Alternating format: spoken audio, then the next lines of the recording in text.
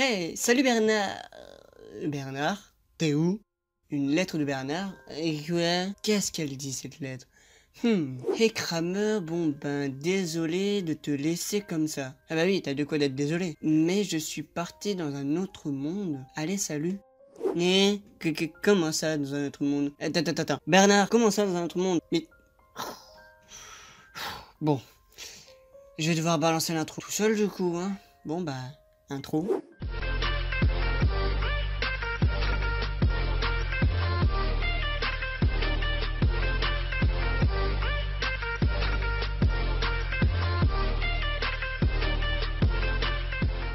Salut tout le monde, c'est Kramer Sensei, j'espère que vous allez bien car moi ça va super. Et aujourd'hui, comme vous l'avez pu le voir dans le titre et la miniature, je vais faire un petit top des meilleurs isekai pour moi. Ce n'est que mon avis personnel et ce n'est pas une généralité, mais ça vous le saviez déjà.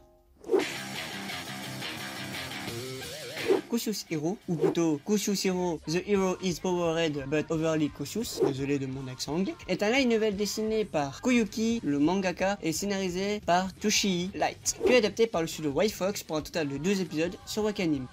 Il y a le genre action, aventure, comédie, fantasy, shonen, et pour thème, isekai, combat, dieu, déesse, démon, magie, monstre, super héros.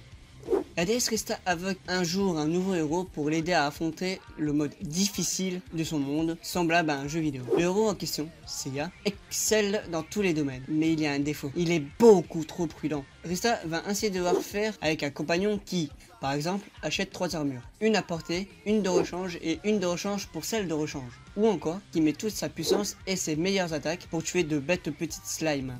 Bon, c'est vrai que Seiya est très fort, mais bon, utiliser toute sa puissance contre un simple slime, franchement... Après, il est prudent, mais bon, trop prudent c'est bien, mais là, il est déjà carbonisé, mais bon. Ça me fait une parfaite transition pour parler du isekai suivant. Moi, quand je me réincarne en slime, ou Tensei Shitara Slime Data Ken, désolé de mon accent japonais, est un manga scénarisé par Fuse et dessiné par Kawakami Taiki, adapté par le studio d'animation 8-bit pour un total de 24 épisodes pour la saison 1 et la saison 2 prévue pour hiver 2021. Et a pour genre action, aventure, comédie, drame, fantasy, seinen et thème isekai, magie, monstre, réincarnation. Satoru Minami est un simple homme de 37 ans, se réincarne en slime dans une grotte dans un monde fantastique, après sa mort, provoquée par un voleur en fuite. Alors qu'il tente de percer le secret derrière cette nouvelle vie, Satoru fait la connaissance de Veldra, le dragon de la tempête, une créature qui a perdu sa capacité de mouvoir depuis qu'une héroïne a scellé son corps à la roche de la caverne 300 ans auparavant. Malgré leur différence de force frappante, ils décident de devenir amis à la requête du dragon. Ils doivent se donner l'un à l'autre un surnom. Ainsi Veldra se voit attribuer le nom de famille Tempest et devient donc Veldra Tempest. Satoru, lui, se transforme en Limule Tempest. Cependant, il est bien sage de s'allier à un dragon. Perso, si je vois un dragon, même gentil, je cours pour ma vie, moi. Buffeli est un light novel scénarisé par Yumikan et illustré par Koin, adapté par le studio d'animation Silverlink, dispo sur Wakanim avec un total de 12 épisodes. A pour genre action, comédie, fantasy, science-fiction et thème jeux vidéo, monde virtuel, isekai.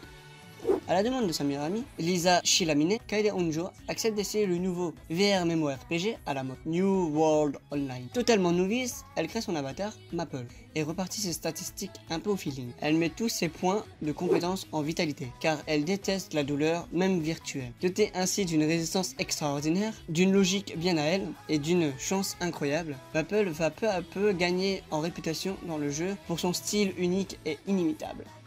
Un style unique et inimitable. Intéressant. Y'a pas un jeu VR de ce genre pour que j'essaye? Non mais c'est une vraie question que je me pose là. Et en parlant de jeu VR, belle transition pour... SAO ou Sword Art Online est un light novel scénarisé par Kawahara Riki et illustré par Abe. Adapté par le studio A1 Pictures, tiens, les mêmes que Hero Manga Sensei. Et si c'est pas une coïncidence ça? Et si vous connaissez pas, bah déjà, ça m'étonnerait quand même. Mais bref, vous pouvez voir ma vidéo où je parle de l'anime Hero Manga Sensei sur le petit i en haut à droite et en description. Mais passons. Sword Art Online compte un total de 3 saisons. Saison 1 avec l'arc Encrad et Fairylands, disponible sur Netflix et Wakanim. La saison 2 avec Phantom Bullet, Calibur et Mother Rosario, dispo aussi sur Netflix et Wakanim. Et la saison 3 avec Alice Jason, qui est séparée en 2 sous-arcs, avec le sous-arc Alice Jason Beginning et le sous-arc War of Underworld, qui est dispo, elle, sur Wakanim. avec genre action, drame, fantasy, roman, science-fiction et les thèmes combat, jeux vidéo, monde virtuel, isekai. En 2022, l'humanité a réussi à créer une réalité virtuelle grâce à un casque. Les humains peuvent se plonger entièrement dans le monde virtuel en étant comme déconnectés de la réalité. Et Sword Art Online est le premier MMORPG à utiliser ce système. Mais voilà que le premier jour de jeu, 10 000 personnes se trouvent piégées dans cette réalité virtuelle par son créateur, Akihiko Kayaba. Le seul moyen d'en sortir est de finir le jeu. Mais ce ne sera pas facile de sortir de ce monde virtuel, puisque si un joueur perd la partie, il meurt également dans la vraie vie. Kirito décide alors de partir à la conquête du jeu solo, avec pour avantage le fait de faire partie des 1000 ex-bêta-testeurs. Mais arrivera-t-il à terminer les 99 donjons et leurs boss? Ça je ne sais pas, mais si vous voulez le savoir, allez go le voir. Bon, ok, tout le monde connaît SAO, mais je ne pouvais pas parler d'Isekai sans parler de lui. En plus, c'est SAO qui a popularisé le genre, donc bon. New Game No Life est un light novel fait par son auteur Kamiya Yu, adapté par le studio Madhouse et compte un total de 12 épisodes et dispo sur Netflix et ADN. Et a pour genre aventure, comédie, ecchi, fantastique, fantasy et thème isekai, jeu, otaku. Sora et Shiro sont deux frères et sœurs Ikikomori. L'ikikomori désigne une pathologie psychosociale caractérisant les personnes, souvent des adolescents, qui vivent coupés du monde en restant cloîtrés chez elles, refusant toute communication. Dans le cas des deux protagonistes, leurs conditions viennent de leur vision du monde réel, qui se résume à un jeu guère intéressant. Ensemble, ils forment un duo de joueurs invaincus, véritable légende urbaine. Un jour, un garçon se qualifiant de Dieu les transporte dans un monde fantastique, qui interdit de toute forme de violence entre les 16 races différentes y vivant. À la place, toutes les décisions ou conflits est réglé par le jeu. Les deux adolescents sont convoqués car ils pourraient bien être les sauveurs de l'humanité. La race Humanity qui, classée dernière parmi les 16 races, se retrouve confinée dans leur seule et unique cité restante. Durant leur quête pour sauver l'Humanity, ils rencontrent Stephanie Dola, reconnue comme la petite fille de l'ancien roi, considérée comme fou.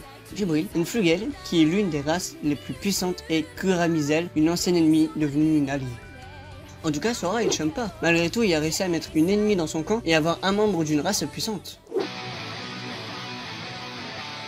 The Rising of the Shield Hero, ou Tate no Yusha no Nariagari, est un light novel scénarisé par Haneko Yusaki et dessiné par Minami Seira, adapté par le studio d'animation Kinema Citrus et le studio d'Orange pour les animations 3D, et compte un total de 25 épisodes, dispo sur Crunchyroll. Et a pour genre action, aventure, drame, fantasy, psychologique, romance et les thèmes isekai, magie, monstre, vengeance. Naofumi se voit invoqué dans un monde fantastique avec 3 autres personnes afin de devenir les héros de ce monde. Dès leur arrivée, chacun se trouve équipé d'une des 4 armes légendaires, où Naofumi hérite un simple bouclier, considéré comme le plus inutile des 4 équipes. En raison de son manque de charisme, Naofumi finit malheureusement avec une seule coéquipière, tandis que les autres avaient plusieurs. Et comme si cela ne suffisait pas, lors du 2e jour, il a été trahi, accusé à tort et volé par ladite partenaire. Méprisé de tous, du roi aux paysans, le jeune homme ne pense désormais plus qu'à se venger. Bon, ok, j'avoue que c'est bien de se venger, mais ça rapporte quoi en gros? Non mais je me pose vraiment la question là.